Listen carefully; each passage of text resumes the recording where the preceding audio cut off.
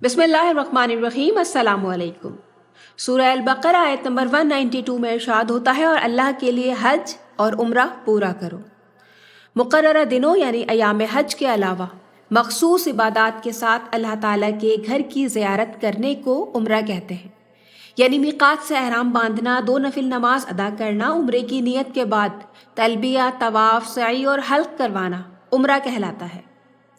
आप सल्लल्लाहु अलैहि वसल्लम ने उम्रे के सवाब का तस्करा करते हुए फरमाया, एक उम्रा दूसरे उम्रे के दरमियानी गुनाहों का कफ़ारा है।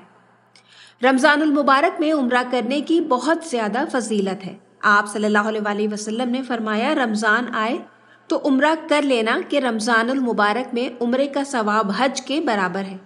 ये सही बुखारी में हदीस नंबर 1782 में मौजूद है। इसके अलावा सही बुखारी की ही एक और हदीस है, हदीस नंबर 1863। आप सल्लल्लाहु अलैहि वसल्लम ने फरमाया, रमज़ानुल मुबारक में उम्रा करना मेरे साथ हज करने के बराबर है। अब अंदाज़ा करें कि जिस इबादत में हम रसूल अल्लाह सल्लल्लाहु अलैहि वसल्लम के साथ शामिल हुए हों, उस इबादत का दर्जा क्या होगा। और वैसे भी हदीस में है कि कसरत से हज और उम्रे करते रहने से मोहताजी और गुनाह इस तरह दूर हो जाते हैं जिस तरह भट्टी लोहे के मैल कुचैल को दूर कर देती है। लेकिन यहाँ एक बात जहन में रखें कि रमज़ान में किए गए उम्रे का सवाब हज के बराबर होता है, लेकिन ये हज का बदल नहीं होता। हज अपने वक्त पर ही होता है। सूरह बकरा आयत नंबर 197 में इरशाद होता है, हज के महीने मुकर्रर हैं।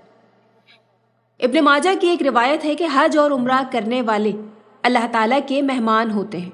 अल्लाह ने दावत दी, उन्होंने कबूल की, और उन्होंने मांगा तो अल्लाह ताला ने उन्हें नवाजा।